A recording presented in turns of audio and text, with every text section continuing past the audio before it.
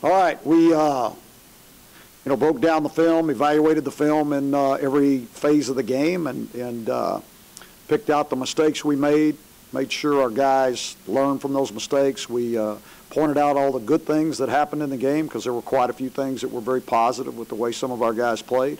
And, we'll learn from these things, and we'll get better this week.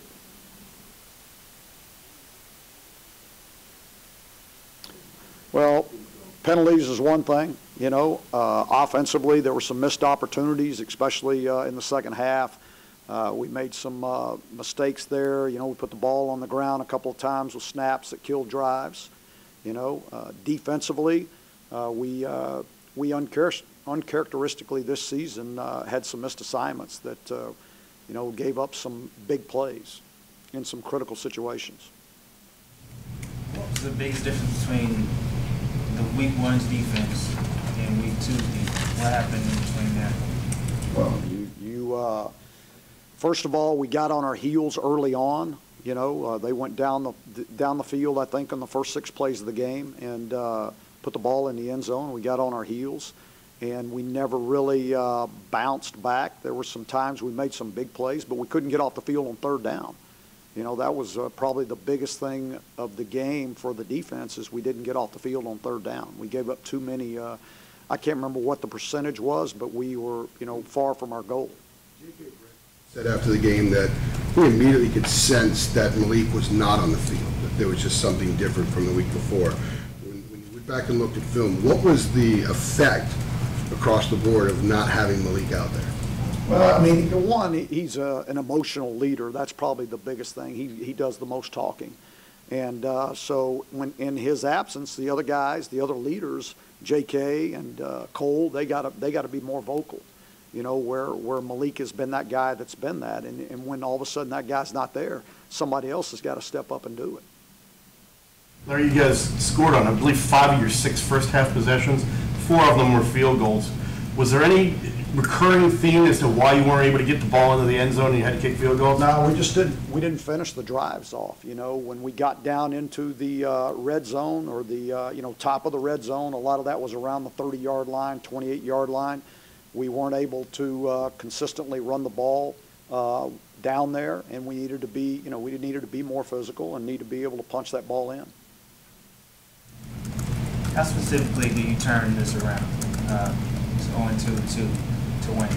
Yeah, well, first of all, this is not the first bit of adversity that I've ever faced as a football coach. So you lean on the lessons that you learned from the past. Hopefully you've learned from the mistakes that you've made in the past, and you rally your team around what we need to do, and that is, basically circle the wagons, believe in each other, believe in what we're doing, and not worry about anything else, and stay focused on your job and do your job. The Duke game in 2016, the program had won 18 of 22. It's gone 4-14 since. What are maybe 2 or 3 things that have been very obvious in why things have shifted so dramatically? Well, one, I haven't thought back to that specific point in the season or in the program, so it'd be hard for me to tell you that. I would say, just looking at things from where I stand, one is our execution has to be much better.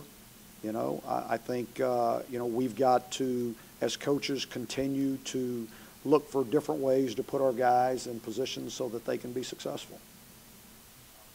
I guess before the first game, it's always been the same for you since the 80s as a coach, as far as the pressure to move on and distance yourself from maybe a past failure. Is there anything more pressure-wise you feel right now, considering the way things have started this year? I hate the fact that we're 0-2 right now, but it is what it is, and so you can't dismiss it. You gotta fight, scratch, and claw to overcome it, and you go through the obstacle, not around it.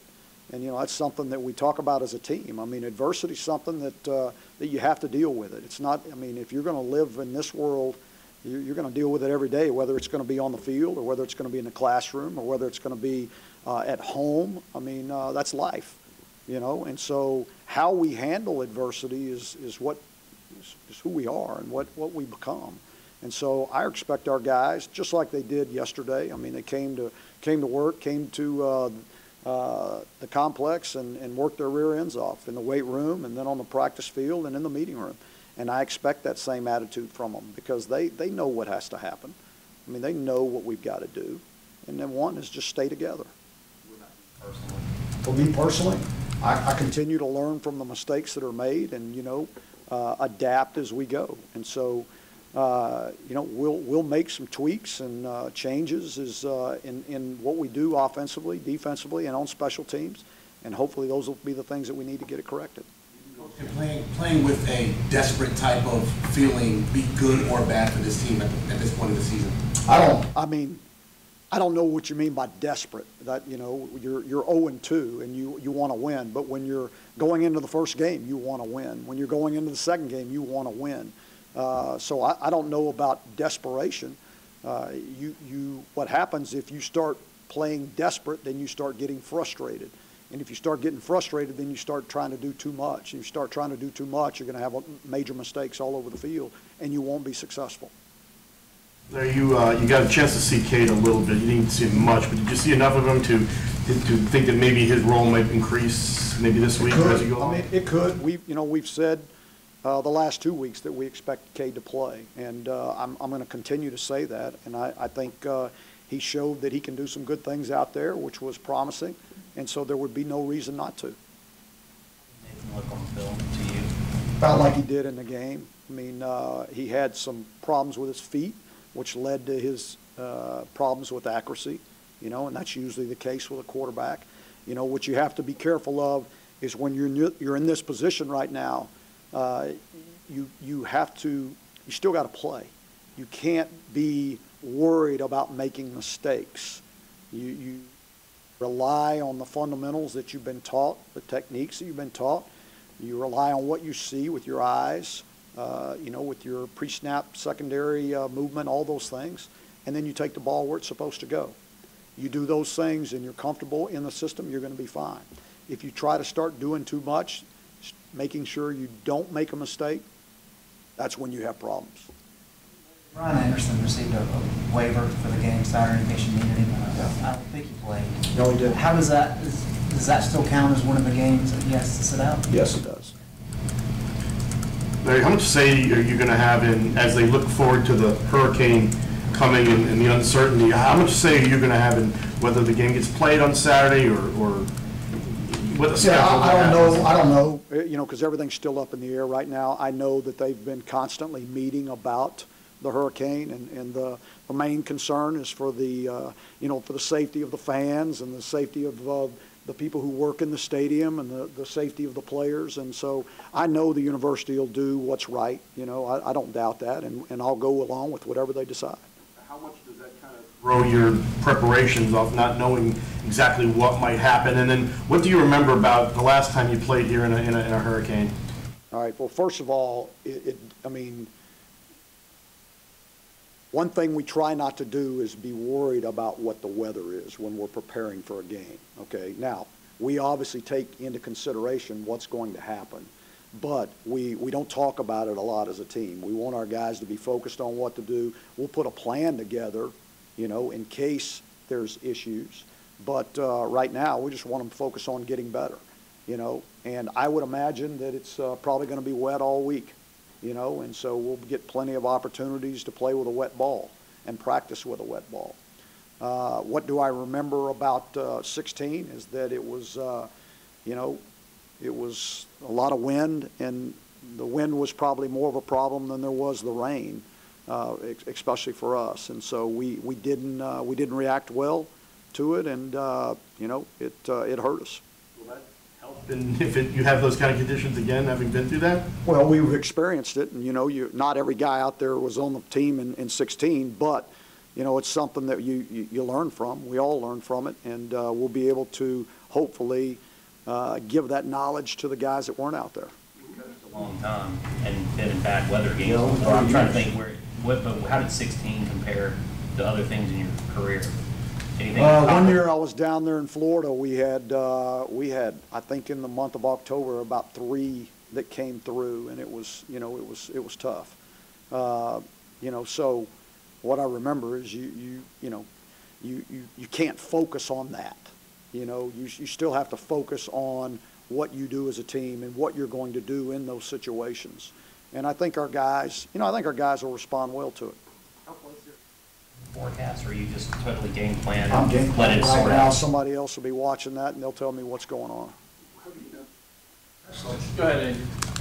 Were you asked for some input about how it affected the game, which might be used in future decisions? Bubba and I talked about that back in 16, but we haven't talked about that yet. I mean, he told me yesterday that they were meeting.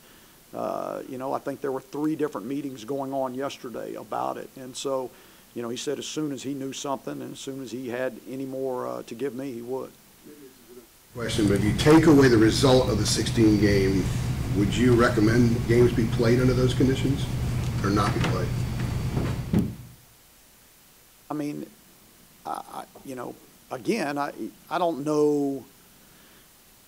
Sure, I would love for it to be sunny and 70 degrees out there every time we play the game, but really we don't control those things, you know, and so everybody would love to have the ideal situations, but unfortunately it's not like that in the game of football, and so sometimes we're going to be out there in adverse conditions, but both teams are out there.